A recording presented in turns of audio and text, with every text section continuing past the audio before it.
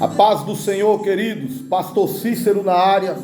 Vamos ver aqui uma reflexão agora. Meditar em Apocalipse capítulo 22, versículo 15. Diz assim, fora ficam os cães, os feiticeiros, os impuros, os assassinos, os idólatras e todo aquele que ama e pratica mentira. Fora ficam os cães, os feiticeiros, os impuros, os assassinos, os idólatras e todo aquele que ama e pratica mentira. Aqui é quando João tem a visão da cidade santa, Nova Jerusalém, certo? E aí o anjo fala para ele: olha, João, fora vai ficar esse tipo de gente, tá? Os cães, os feiticeiros, os impuros, os assassinos, os idólatras, amém? Beleza, os idólatras e todo aquele que comete e ama mentira, que ama e pratica mentira. Mas quando nós vamos aqui no capítulo 19, tá? 19, versículo 10. Prostrei-me ante os seus pés para adorá-lo. Ele, porém, me disse: vê, João, não faça isso. Sou teu conservo e conservo de teus irmãos, que mantém o testemunho de Jesus. Adora a Deus, pois o testemunho de Jesus é o espírito da profecia. Aí você vem no capítulo 22, versículos 8 e 9, diz: eu, João, sou quem ouviu e viu estas coisas, e quando as ouvi e vi, prostrei-me ante os pés do anjo que me mostrou essas coisas para adorá-lo.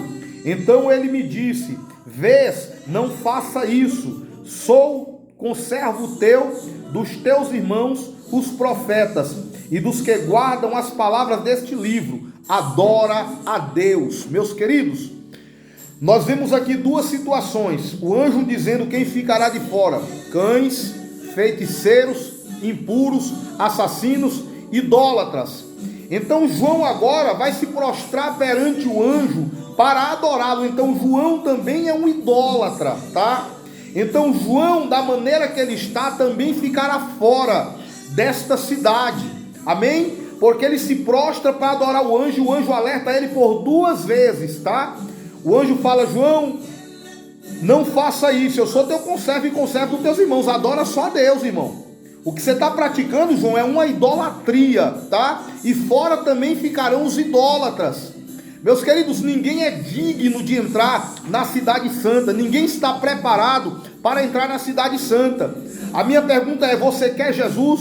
Eu não estou perguntando se você quer deixar de ser gay, estou perguntando se você quer Jesus. Não estou te perguntando se você quer parar de ser traficante, eu estou te perguntando se você quer Jesus. Por quê? Porque quando a pessoa quer Jesus, decide andar na sua presença, ele ainda torna indigno de entrar lá, mas o próprio Jesus vai criar situações para que esta pessoa entre ali dentro, tá? O próprio Jesus vai tratar ele, emitir sinais nele, conforme ele viva uma vida regada na presença de Deus, se esforçando para buscar a face dele. Jesus criará situações, irmãos, de colocar você dentro da cidade santa, tá? Agora, ninguém se vê digno de entrar, porque o próprio Jesus lá em Mateus capítulo 15 diz que o que contamina o homem não é o que entra na boca do homem, mas o que sai, porque o que sai procede do coração, e do coração procede homicídios, prostituição, adultério. Então assim, todo homem tem um pouco disso aí, irmão. Todo homem tem uma tendência, uma pecaminosidade dentro dele. Então ele se torna indigno de entrar dentro da cidade. Mas quando ele entrega a vida para Jesus, o próprio Jesus vai criar situações para fazer ele entrar ali dentro. Amém, queridos? A Bíblia diz que todos pecaram e destituídos estão da glória de Deus. Não é estavam, é estão. Eu estou, tu está, nós estamos, eles estáis, vós estão. Tá bom? Então é isso, nós estamos. Olha só, a Bíblia diz que lá em Malaquias 3:10, com maldições sois amaldiçoado, porque a mim me roubais vós, a nação toda. Se é a nação toda, até o profeta que está sendo usado, Malaquias, que faz parte da nação, e como é a nação toda, então o profeta também rouba, porque às vezes nós pregamos a palavra, mas pregamos em pecado. Às vezes nós profetizamos, mas profetizamos sabendo que a gente, por misericórdia, profetizamos. Mas não porque a gente é melhor do que o gay, melhor do que o maconheiro, melhor do que o adúltero. Não existe isso, certo? Então a Bíblia diz também em Mateus capítulo 24, versículo 11: e esse evangelho do reino será pregado por todo mundo, então virá o fim. Se é por todo mundo, nós evangélicos não devemos ficar enciumados se vermos os macumbeiros pregar o evangelho, porque está dizendo que é por todo mundo, será pregado por todo mundo. Se é por todo mundo, irmão, nós evangélicos não devemos ficar enciumados se vemos os gays pregar o evangelho, certo? Agora o que acontece? Existe a diferença. Jesus te chamou, colocou a palavra dentro do seu coração, mas ainda talvez a palavra não entrou no coração de algumas pessoas. E aí você tem que ser o que? Tolerante. A Bíblia diz que os discípulos de Jesus via um que não pregava, aleluia, que não andava com eles, mas pregava e expulsava demônio. E falou: Jesus, nós vimos um que expulsava demônio, pregava no teu nome, mas não nos seguia, e por isso nós lhe proibimos. Jesus falou: não faça tal coisa não, porque não tem um que fale bem de mim que depois esteja falando mal. Meus queridos, deixa o pau quebrar, deixa a furquia entrar para dentro do chão.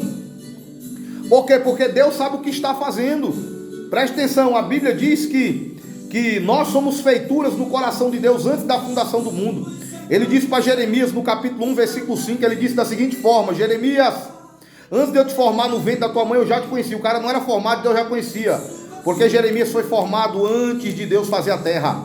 Eu fui formado no coração de Deus antes de Deus fazer a terra, certo? No coração de Deus nós já existíamos. O pecado entrou, Deus resolveu encurtar, abreviar, para que a população que ele fez antes da fundação do mundo vim logo depressa, para as pessoas decidirem se quer Jesus ou não quer, certo? Então acabar o número de pessoas que tem para nascer, certo, queridos? Vai chegar um dia que não vai ter mais ninguém para nascer, querido, porque as pessoas que Deus fez antes da fundação do mundo já veio todos para a terra, já nasceram todos e decidiram o que queria da vida, se era Jesus ou se era o mundo, se eram as trevas, certo? A Bíblia deixa claro que o evangelho será pregado por todos.